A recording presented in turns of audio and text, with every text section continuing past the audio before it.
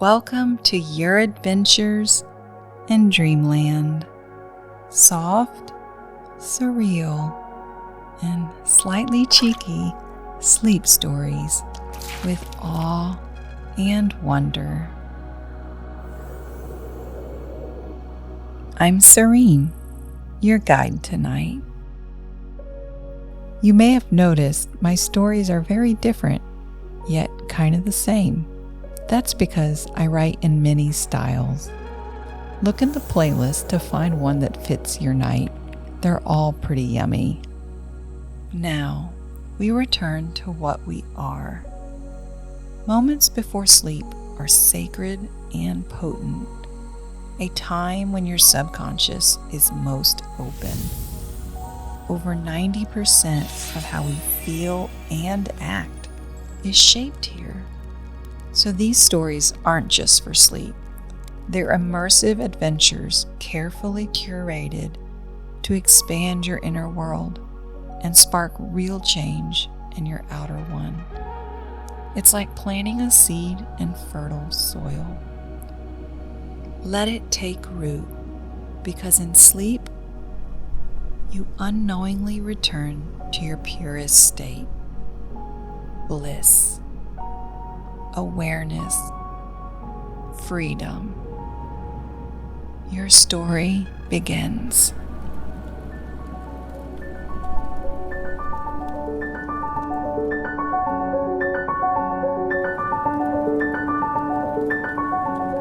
Return to Sender is episode 95 and is from our Dream Priming playlist, where we plant positive seeds for personal transformation wrapped inside surreal stories.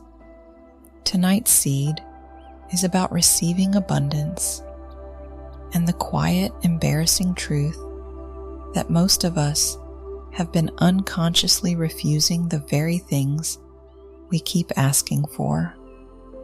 1. Arrival at the sorting office. You wake up in a line. Not a long one, 6 or 7 sleepy-looking people ahead of you, all of them blinking in that specific way only dream people blink. You're standing on a polished wooden floor that creaks pleasantly. The ceiling above you is very high and very blue. Not painted blue, actually blue. The kind you get when you look up on a perfect afternoon in October. Clouds drift through it slowly. The walls are lined with thousands of brass mail slots, each one labeled with a name in handwriting that looks suspiciously like it was done by a very dedicated fairy with a fountain pen. A sign hangs above the counter in cheerful gold letters. The Celestial Sorting Office, Est, the beginning of time. Underneath, on a small chalkboard, please have your soul ID ready. We're doing our best.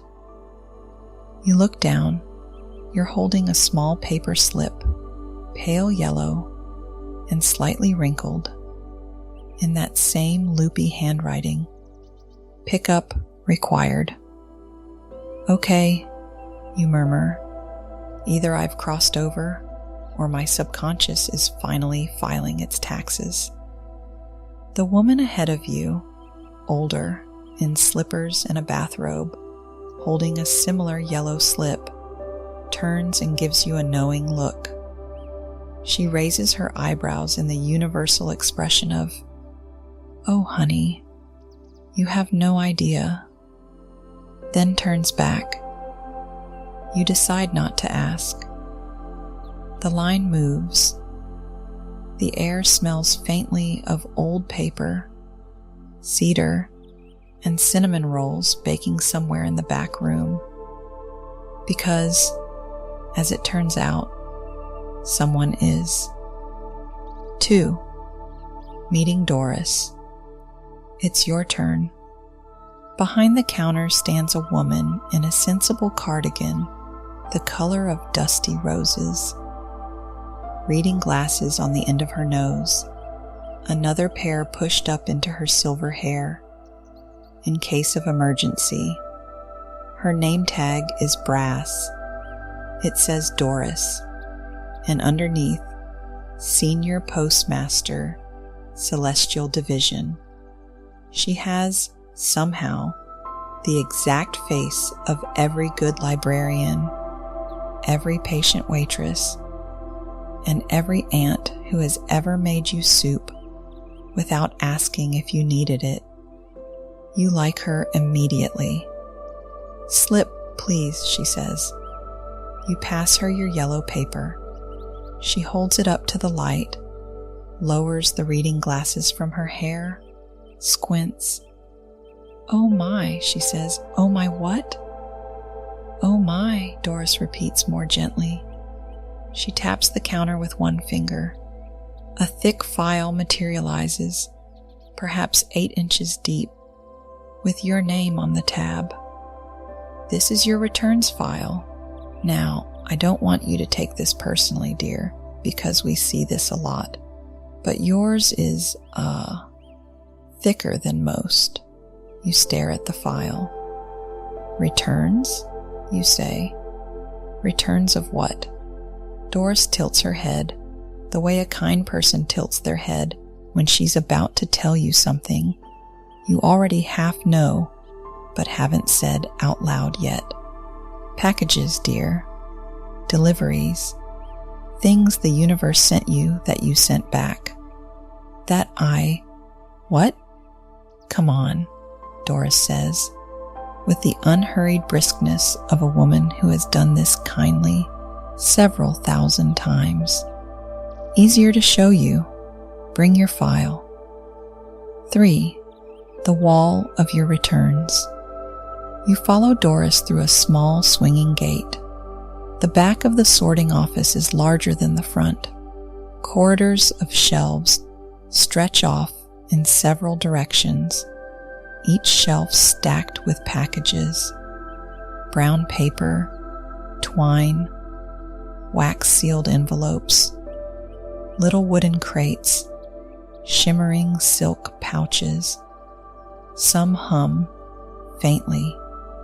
She leads you past a small alcove where a calico cat is napping on a pile of unopened parcels.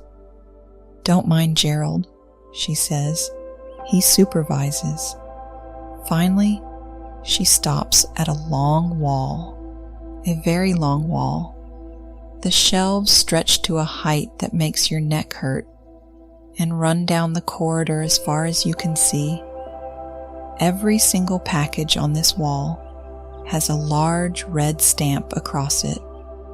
Return to sender. Every single one. You step closer. You see the handwriting on the tags. You see your own name. You see, under the red stamp, a smaller scrawl, also in your handwriting, where you, at some point in your life, signed a little box that said, "No, thank you." You did not know you had signed anything. You did not know there was a box. "How many are there?" you ask, and your voice is quieter than you meant it to be. Doris glances at you, kindly. "Don't worry about the number, love. Numbers aren't the point. The point is what's in them." You run your finger along the edge of one package. The paper is warm, slightly warm, the way a loaf of bread is warm, half an hour after it comes out of the oven. It has been waiting. "They're not angry at you, by the way," Doris says. "Packages don't get angry. They just wait. Some of these have been on the shelf for years. A few of them since you were a child. They don't mind. They just hope, eventually, you'll take them home." "Would you like to open one?" Doris asks gently. You nod. You don't trust your voice. 4. Opening 1. Doris reaches up. She's surprisingly spry and pulls down a medium-sized parcel wrapped in brown paper and tied with plain twine. It has a little sprig of dried lavender tucked under the knot, which is the sort of thing that ought to make you cry, although you don't know why yet. She hands it to you. Dream objects have a way of weighing exactly what you need them to weigh in the moment, and this one weighs exactly that.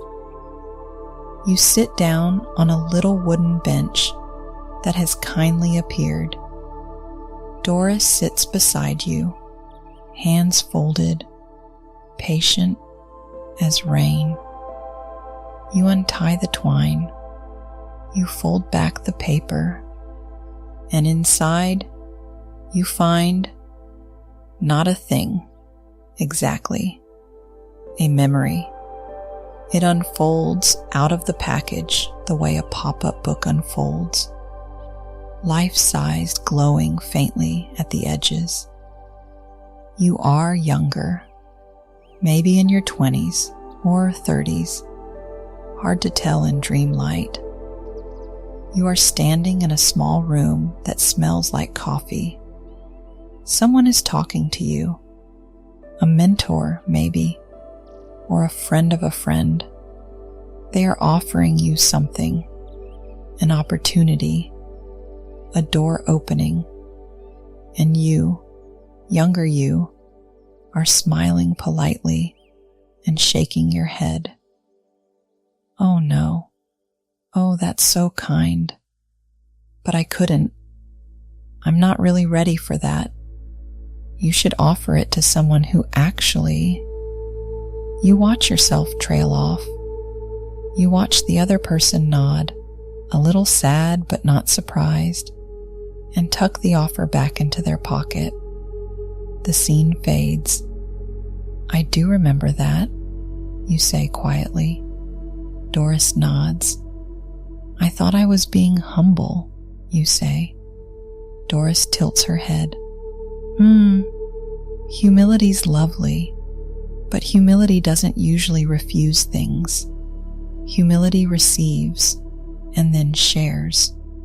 What you did there wasn't humility, dear. That was something else, dressed up in humility's clothes. What was it then? A quiet belief, she says, that you weren't the right address, that the package had the wrong name on it, that someone must have made a mistake at the top, and you were doing everyone a favor by sending it back before anyone got embarrassed. You feel tears at the corners of your eyes, not sad tears, the other kind, the kind that show up when someone finally says the thing you've been circling your whole life. She pats your hand. Come on, there's more to see, and it gets a little funnier from here, thank goodness. 5. The refusal stamps. Doris leads you to a small wooden table in an alcove you hadn't noticed before. On the table sits a tidy rack, the kind you'd see on an old-fashioned notary's desk, holding 6 rubber stamps, each handle worn smooth from use, each one with a phrase carved into its rubber face. Doris picks them up one by one and holds them up so you can read. Not for me. Too good to be true.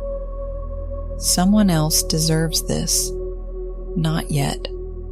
I'll be ready later. What would people think? These, she says, are what you've been using, all 6 at various times. The not yet one is a particular favorite of yours. It's practically worn down to the handle. You pick up the not yet stamp and turn it over in your hands. You can feel it the moment she names it.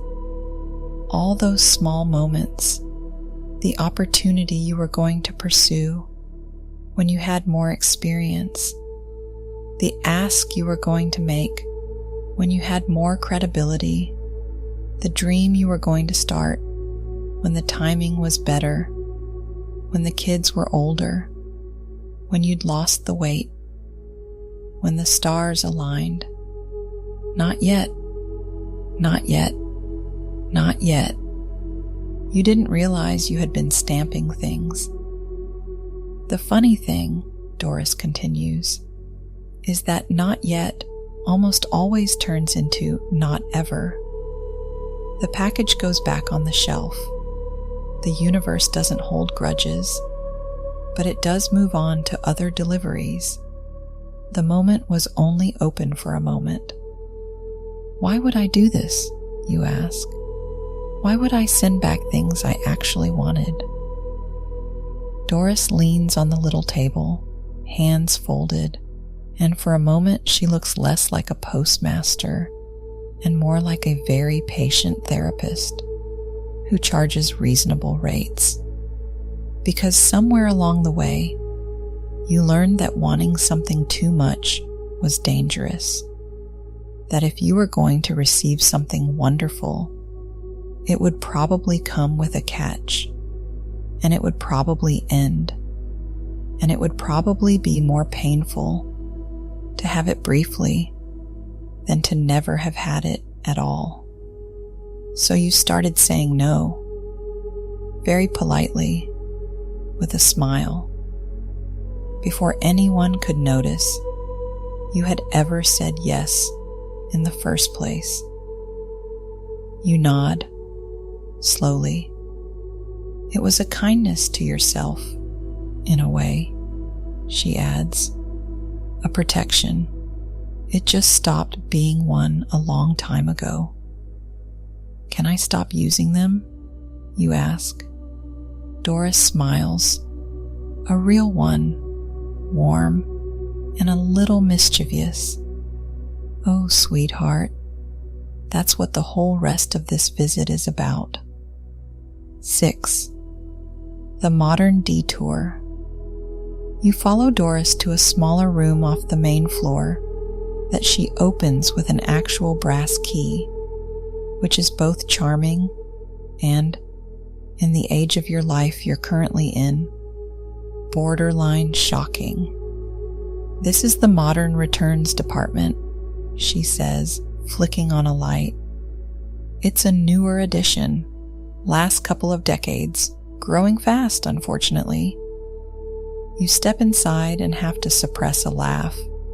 The room is packed floor to ceiling with packages, all stamped, return to sender, all in your handwriting, but these have little notes attached. You pick one up, bounced. Recipient was scrolling at the time. Another, bounced.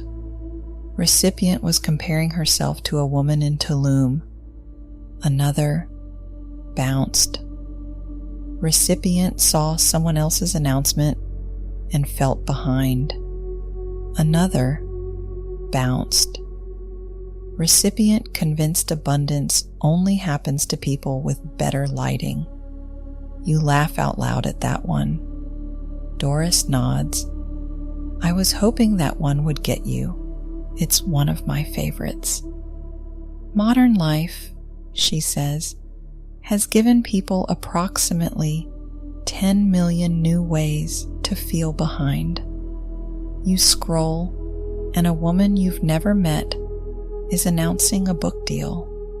You scroll again, and a stranger your age has bought a house you couldn't afford in 3 lifetimes.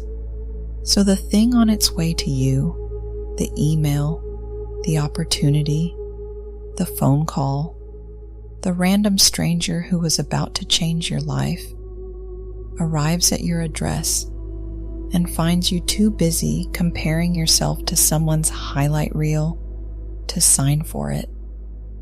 The universe, Doris adds, has no idea what Instagram is. It keeps sending you things based on what you actually want, not what you think you're supposed to want. You look down at the package in your hand. The note says simply, "Bounced. Recipient was looking the wrong direction." That, Doris says gently, is most of them. 7. Signing for it. Doris walks you back to the main counter. Gerald the cat has repositioned himself onto a stack of packages. He opens one eye, assesses you, and closes it again, satisfied that you are still on the approved list of humans.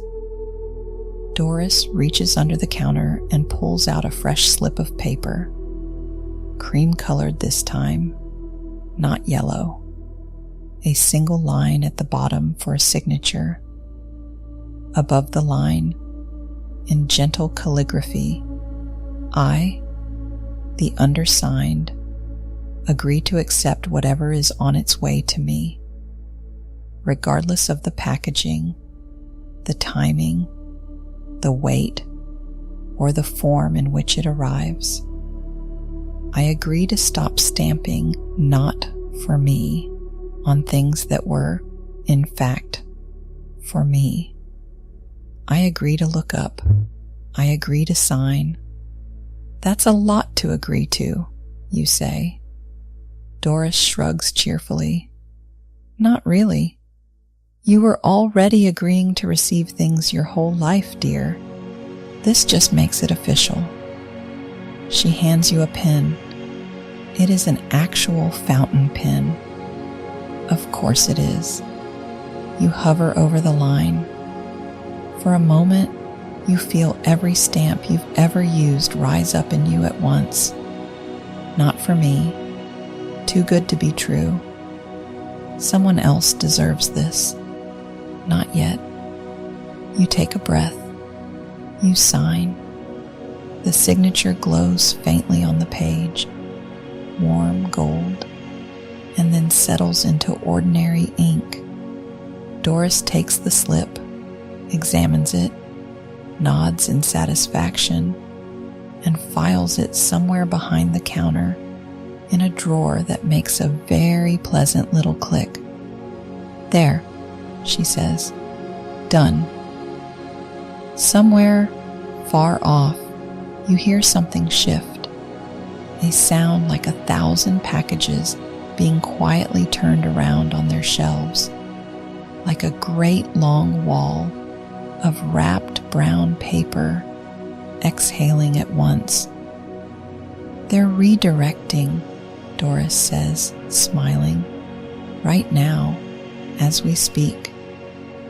Ask, and it is given, she adds softly. That part was never the hard part, dear. The hard part is signing when it gets to the door. She passes you a small copy of the receipt. Now, go on. You've got deliveries coming. You're going to want to be home for them. 8. Bridge to sleep. The sorting office begins to soften at the edges. The brass mail slots dim.